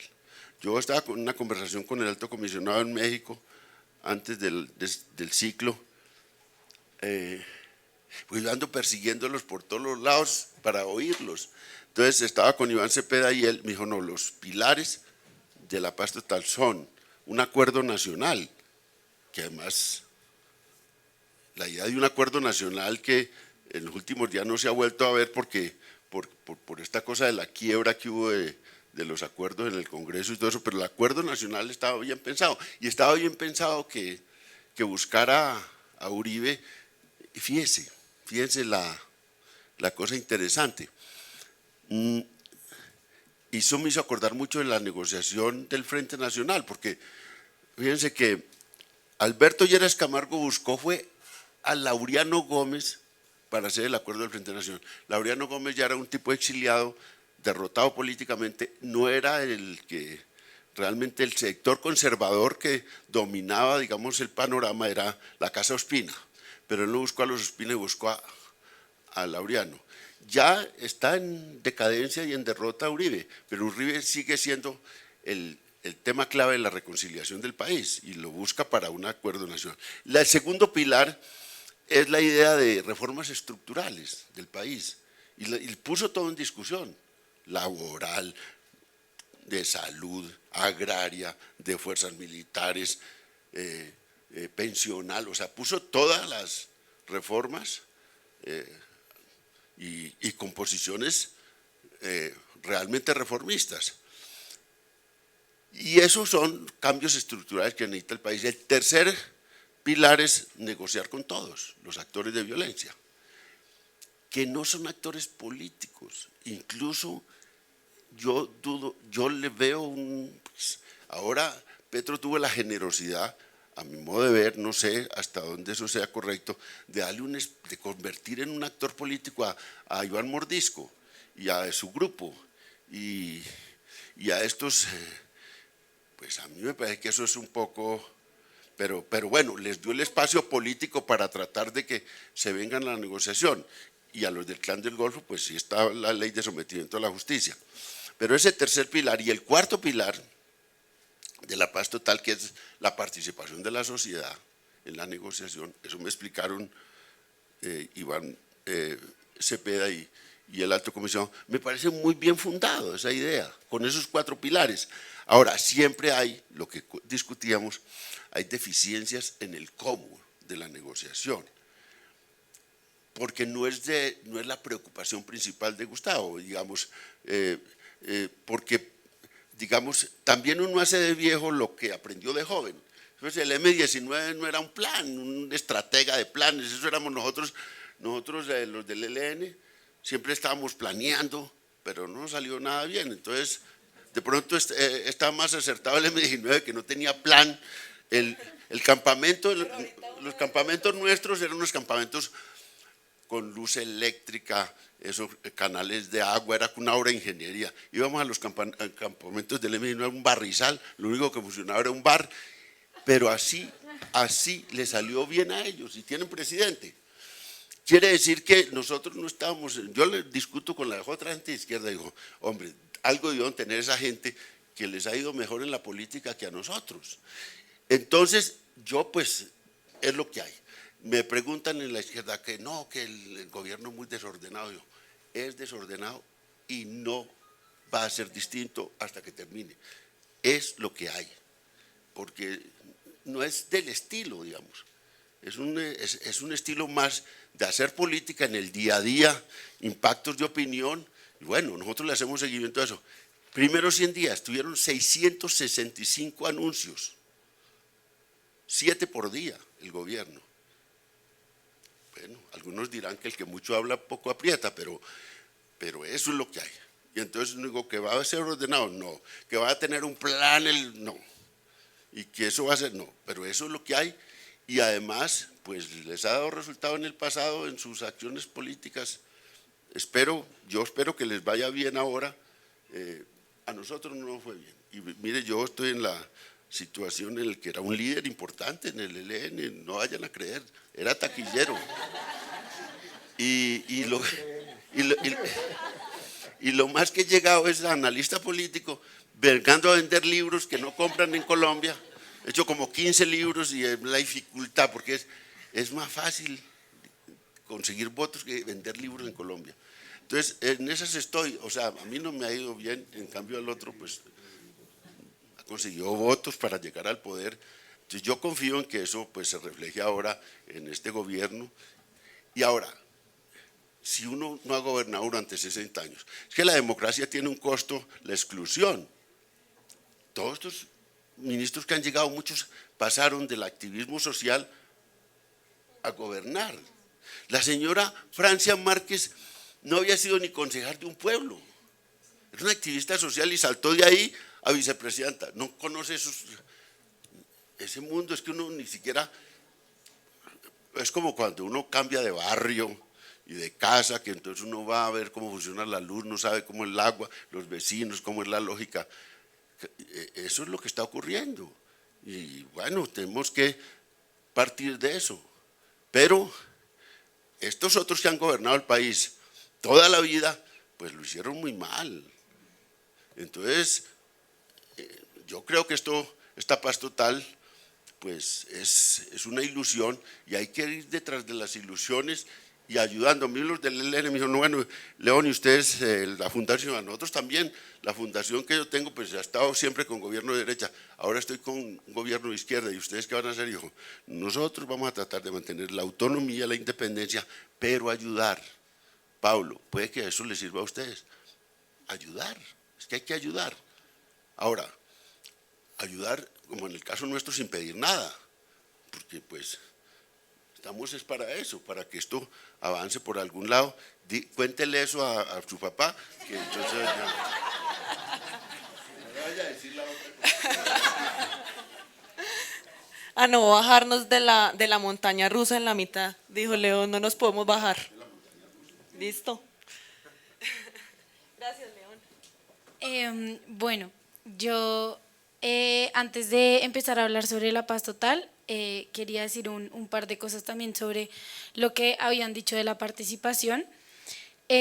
Yo evidentemente pues soy parte de una nueva generación, a mí no me tocó toda la historia de las negociaciones con el ELN y por eso no me gusta tanto lo de positiva o negativa con respecto a la negociación, sino más bien yo creo crítica. Evidentemente es la negociación que más ha avanzado, es la negociación a la que más le tenemos fe, pero eso no, o sea, hacer aportes críticos a la mesa no es torpedear la mesa, por el contrario, fortalecerla para que obtenga cada vez más y más cuerpo. Entonces, yo, en lo personal, yo creo que el tema de la participación todavía está muy crudo, porque es un tema todavía muy discursivo, no ha dado como ese paso a materializarse y es un poco lo que también está pasando con la paz total. Ahorita hablaré de eso. Y pues el ELN ya hace mucho tiempo no quiere tomarse el poder nacional, eso es evidente y es una distinción clara con FARC, la receta de curules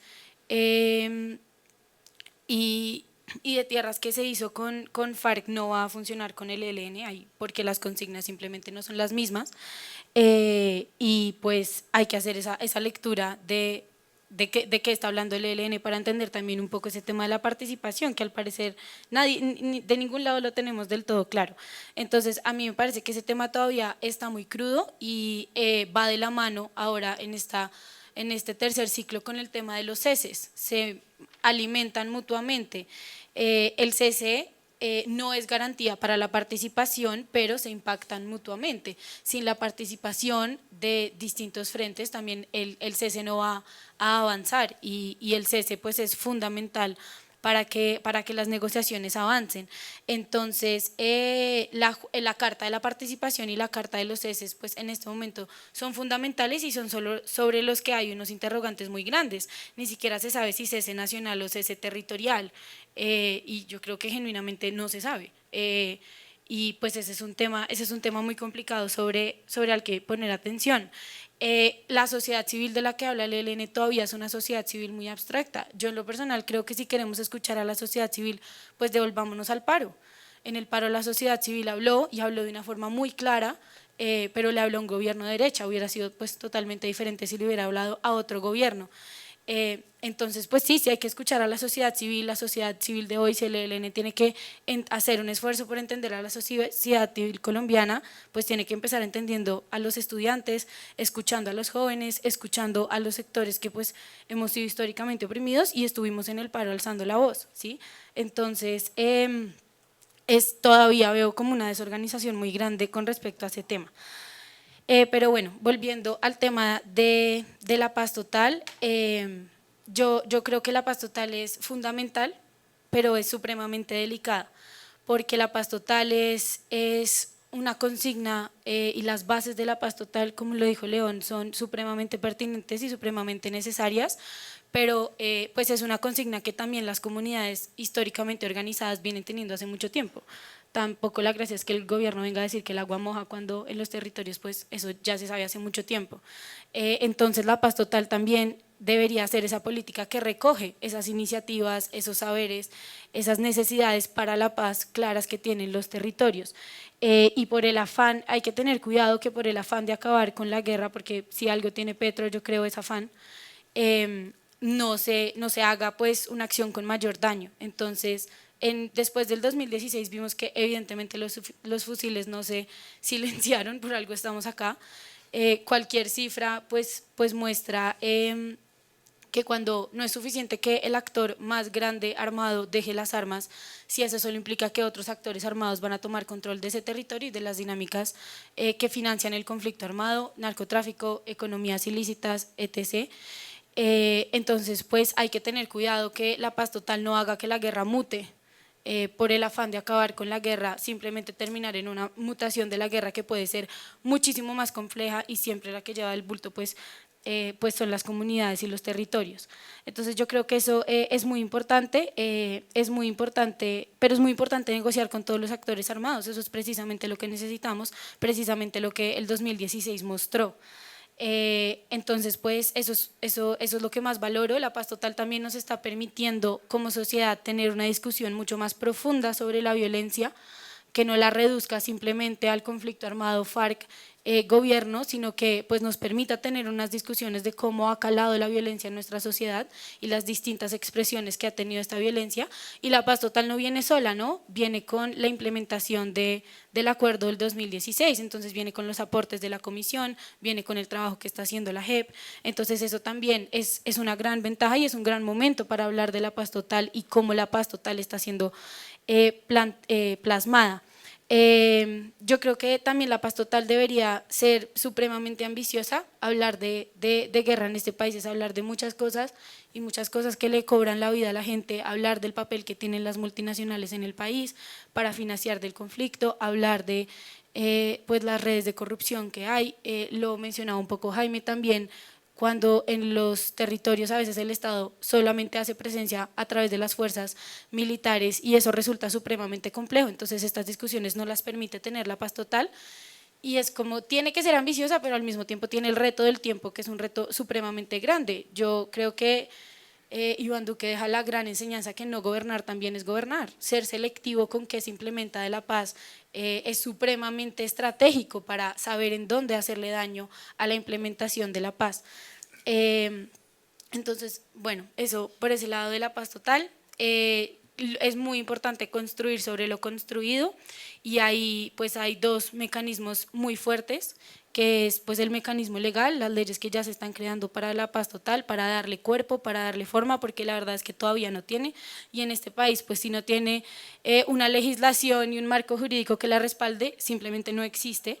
Entonces empezar a jalar a los ministerios a través de leyes y jalar al aparato burocrático del Estado a través de leyes para la paz es muy importante, porque lo importante es crear burocracia estatal para la paz, porque el Estado no puede recibir todo lo que implica la paz total, porque la paz total implica muchas cosas, así como estaba la oficina del alto comisionado, pues evidentemente no va a dar abasto y no tiene por qué dar abasto, no tiene por qué ser absolutamente responsable de la implementación de la paz y de recibir todo lo que la paz total supone. Entonces eso es un tema importante, construir sobre lo construido, hay que ver cómo el gobierno maneja esas cartas y las comunidades también. A partir del acuerdo de La Habana se han legalizado muchas y han obtenido como una fortaleza mucho más grande, y pues históricamente quienes han liderado estos procesos comunitarios son las mujeres y han sido las mujeres y seguirán siendo las mujeres. Entonces el enfoque de género no tiene que ser un checklist, porque es políticamente correcto y porque hay que incluirlo y porque hay que incluir a la madre tierra y a los pueblos indígenas y a las comunidades afro en el acuerdo porque Colombia es diversa. No, es una decisión premeditada, reconociendo que sin esos enfoques diferenciados la paz no se sustenta. Las comunidades no tienen las armas, quienes tienen las armas pues son o las fuerzas militares o los grupos armados, pero las comunidades son las que terminan implementando la paz. Entonces hay que poner el foco en las comunidades y reforzar lo que las comunidades ya han hecho, o si no la paz de verdad no va a seguir siendo una idea, va a seguir siendo un discurso. Estoy de acuerdo que Petro es un vendedor de sueños impresionante y tal vez eso es un poco lo que necesita el país ahorita, como un poco ese sueño de la paz, pero ese sueño no puede depender de él y no puede depender de Francia, ese sueño tiene que ir un poco más allá. Entonces, pues sí, yo creo que la paz total es gran idea, dudosa ejecución, hay que tener en cuenta ahí, pero pues sí, pues es en este momento lo que el país necesita, pero hay que otra vez tener en cuenta que por el afán de acabar con la guerra y de todas las estructuras que montan la guerra, no se termina haciendo una acción con daño. Paz total. A ver, ese es un ideal. No es posible alcanzarlo, pero es posible avanzar muchísimo en esa dirección si se crean las condiciones para ello. Y yo creo que en los 2 últimos años, o mejor, desde la gran movilización social de los paros que nunca habíamos tenido en nuestra historia, se han ido creando condiciones para favorecer avanzar en esa dirección. Por primera vez en nuestra historia eso cambia completamente el contexto. Una persona que viene que en el pasado de una organización armada que más o menos de izquierda está en la presidencia y eso rompe la continuidad histórica en este país. Que tengamos una vicepresidenta negra y de origen popular y además desafiante y activista, que fue empleada del servicio doméstico, madre soltera y todas esas cosas, creo que en un país tan racista, machista, clasista y patriarcal como esto es un gran cambio, que así fracase este gobierno es ya un avance extraordinario. Entonces yo creo que no tenemos por qué ser tan pesimistas. Hemos logrado avances y tenemos un gobierno con muchas dificultades, con muchas precariedades y con condiciones muy adversas.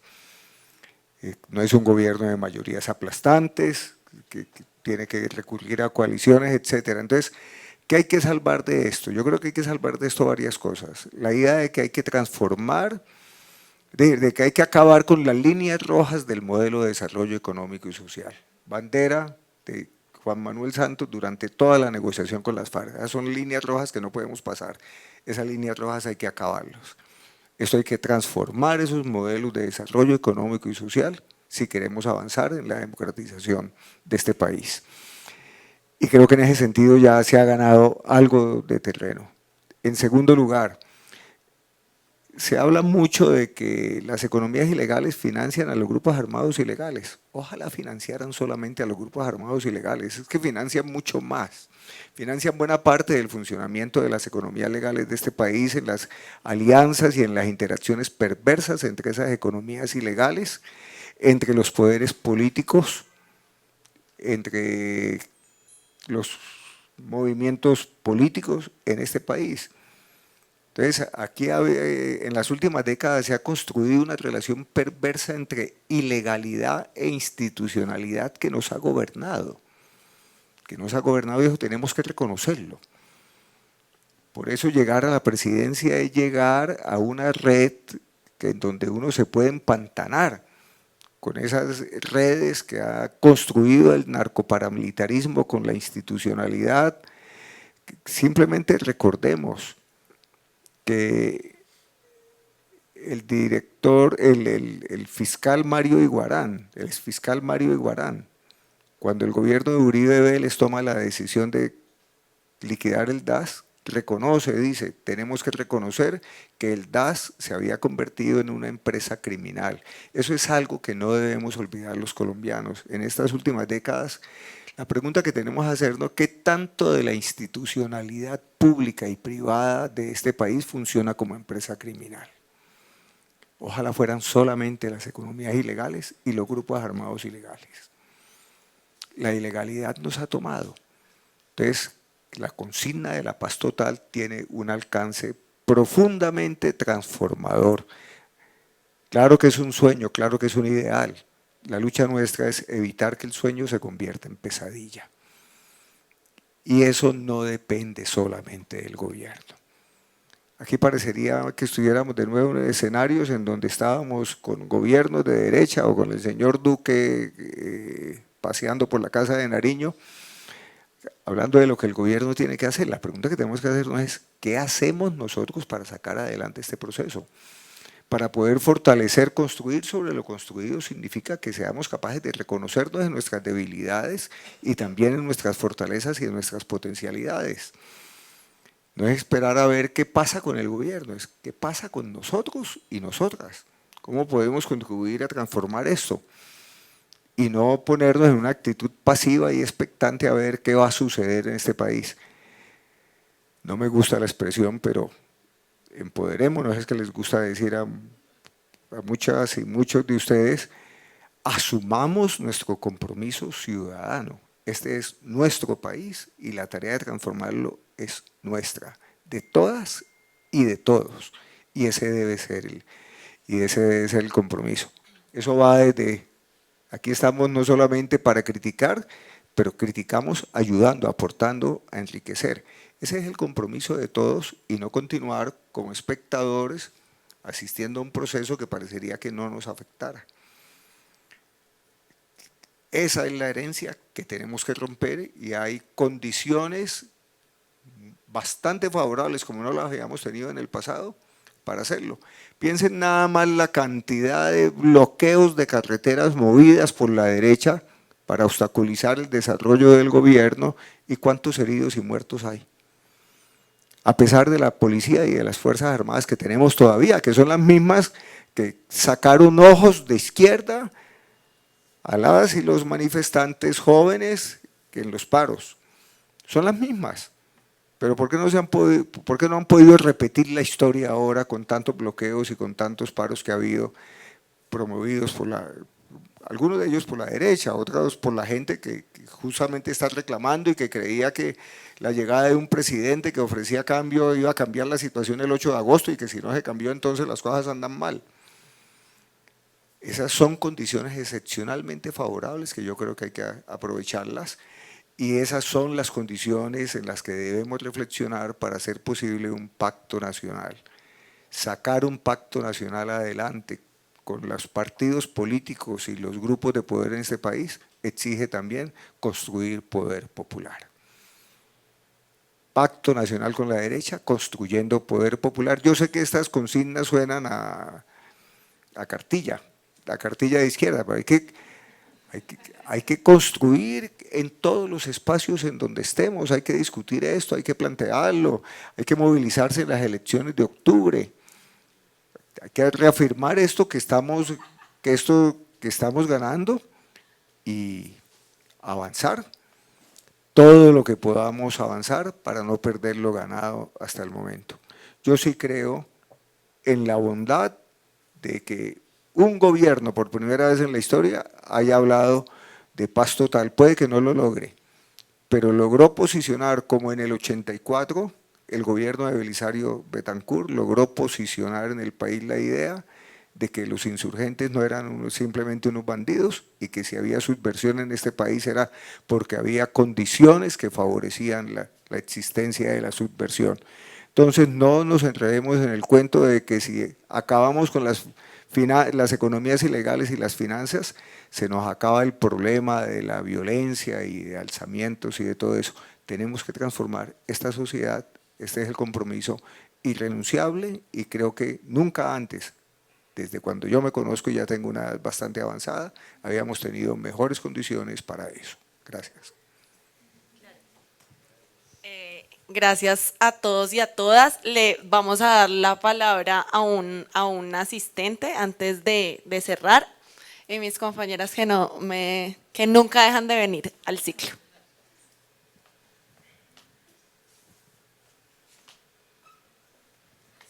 Buenas tardes, muchas gracias por darme la palabra.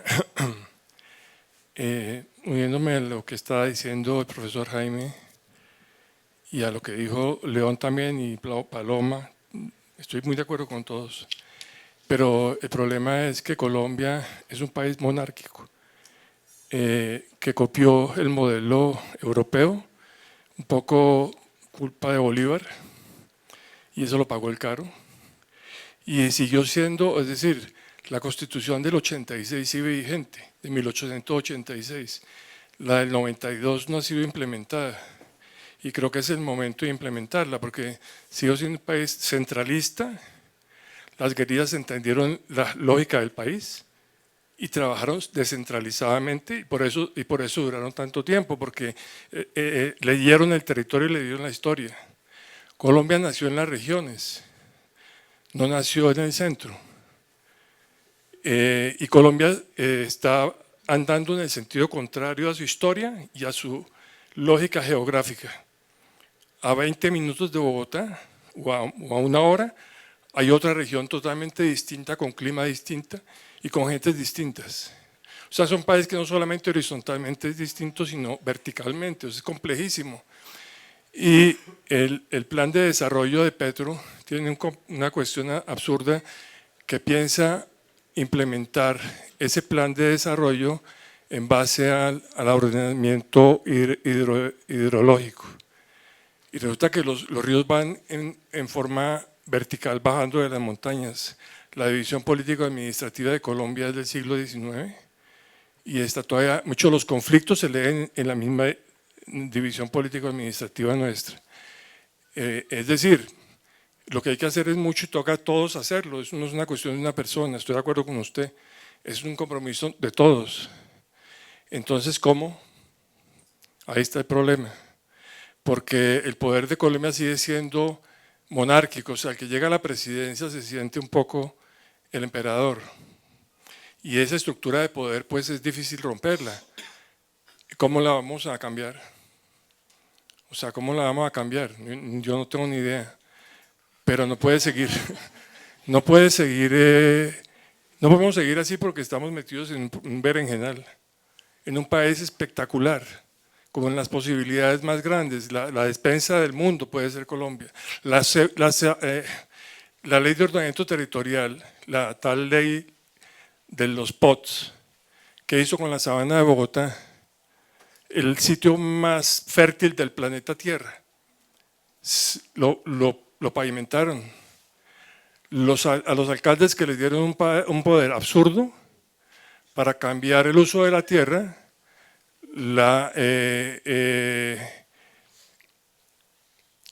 pues acabaron con la democracia local. No hay democracia local, hay principitos locales. Hay un artículo de la semana pasada del Espectador donde hablan los gobernadores. Estoy totalmente de acuerdo. Ellos están hablando de la descentralización de Colombia, pero urgentemente. Y yo no sé cómo será la cosa, pero hay que hacerlo.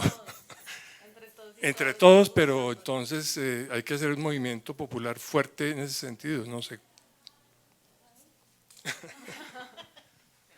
Gracias.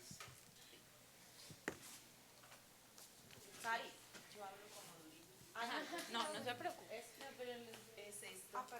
Yo estoy de acuerdo con todo lo que ustedes han dicho, ¿no?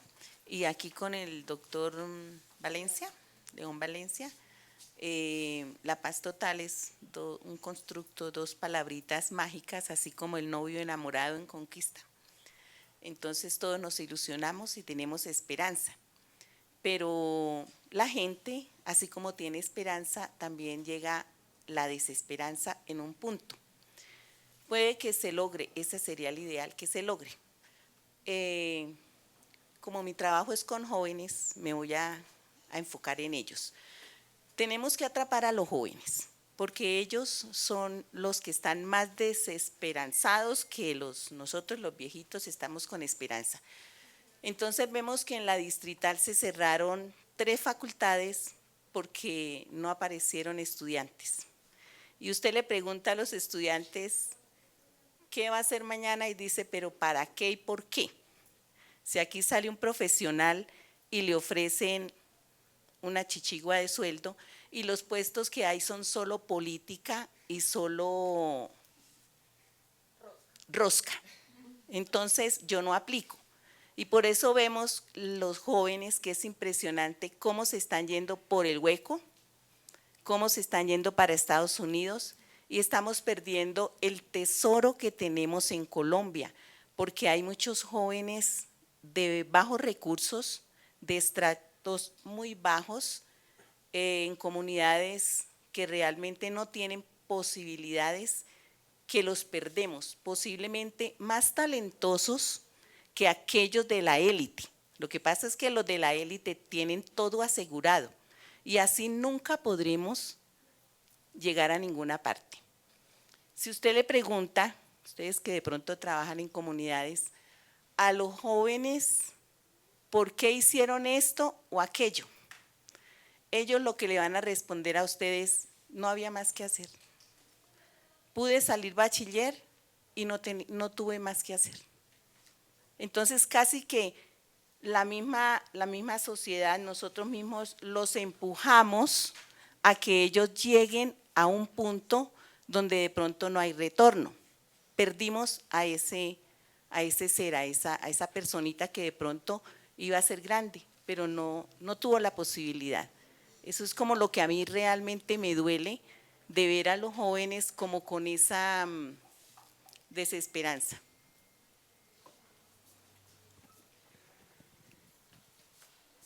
Por allá, Saris, por allá.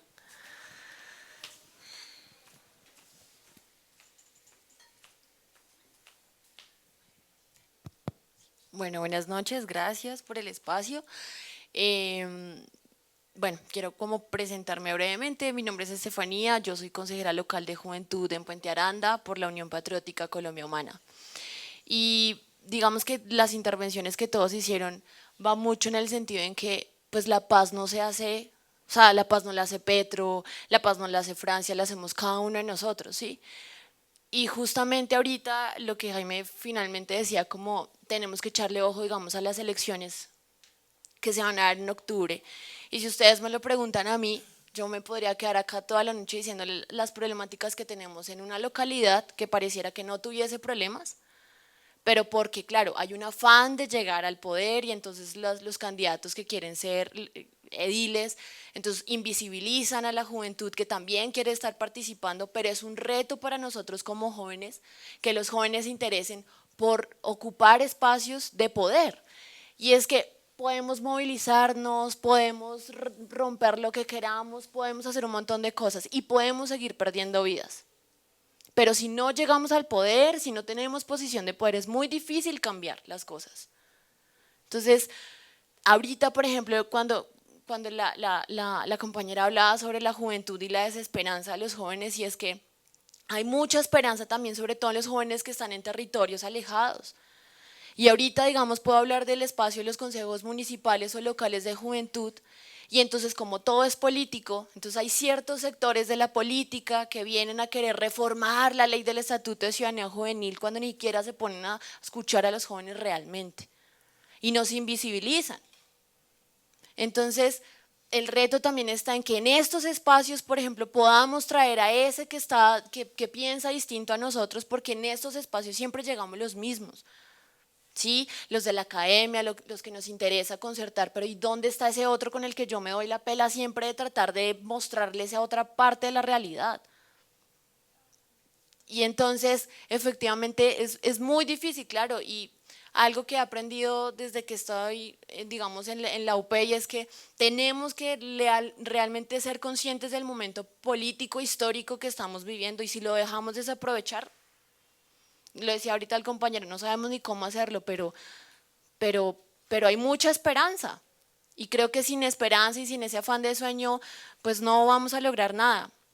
Y para Sofía, si le puede hacer llegar el mensaje a Petro, por favor, y es que no está solo, realmente no está solo. Y lo que decía la compañera, y es que hay un afán, efectivamente hay un afán, porque, y lo puedo decir por experiencia, lo que vivo en el Consejo Local de Juventud. El año pasado perdimos todo el tiempo del mundo en otras peleas absurdas, y ahorita que somos parte de la mesa directiva queremos hacer lo que por orden se debe hacer, y que es lo mínimo, es un plan de trabajo unificado, y no dejan, porque no se leen la ley, porque los chinos que son consejeros no responden, no saben, les da miedo hablar. pero uno quiere hacer las cosas y hay afán de hacer las cosas. ¿Por qué? Porque corremos contra el tiempo. Y mientras muchos nos quedamos quietos, los otros sectores políticos se mueven y se mueven así. Y se mueven con unas estrategias que uno queda realmente sorprendido. Y lo otro es que yo hago parte de una organización que trabaja también por los niños y las niñas. Y los invisibilizamos y no los hacemos parte de los procesos de construcción de paz. No les damos la voz. Y ahorita el tema del reclutamiento y las afectaciones a los niños está una cosa bárbara. ¿Y de eso qué está pasando? Y existe algo que se llama la línea de la política pública, pero no es una política pública como tal.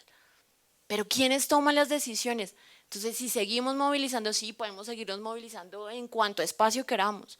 Pero si no somos conscientes de poder tomar decisiones y cómo se toman esas decisiones y en qué espacio se toman esas decisiones, es muy difícil. Entonces, quería como dejar ahí. Gracias. Buenas noches, gracias por esta interesante charla, profesor investigador. Y se me ocurrió como un título como para finalizar, ¿no? Neoconservadurismo y acuerdos de paz en Colombia. Y creo que es muy importante recordarlo. En la década de los 80, por ejemplo, después terminada la Unión Patriótica, que fruto un acuerdo de paz con las FARC en ese momento, pero también habían otros movimientos políticos de izquierda como Aluchar, que venía del ELN y el Frente Popular del EPL. Después, la corriente de renovación socialista que tú hablas, que no la persiguió el ELN, pero la mayoría de sus militantes fueron asesinados.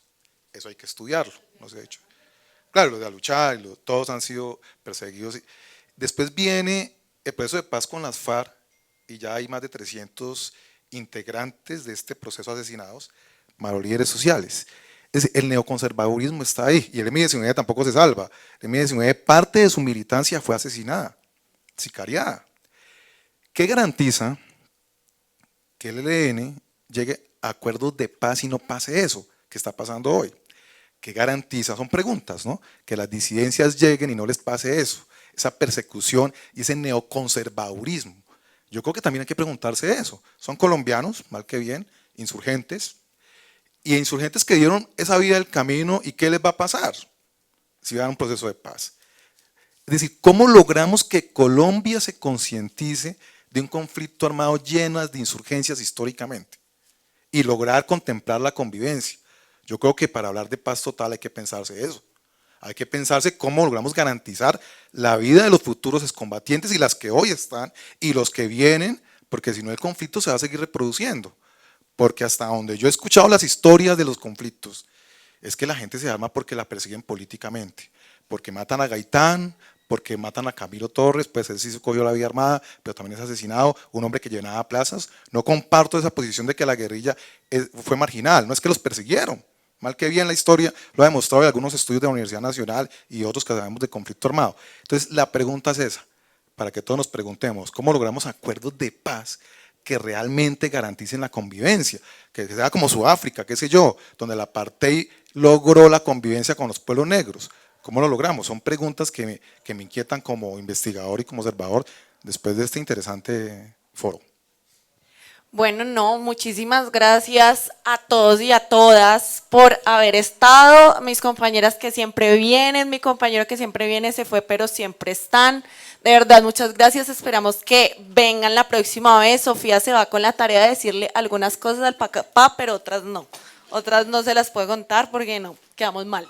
Entonces, nos vemos dentro de 15. Vamos a hablar sobre Clan del Golfo y estructuras armadas no organizadas para ver cómo entran en este cuento de la paz total.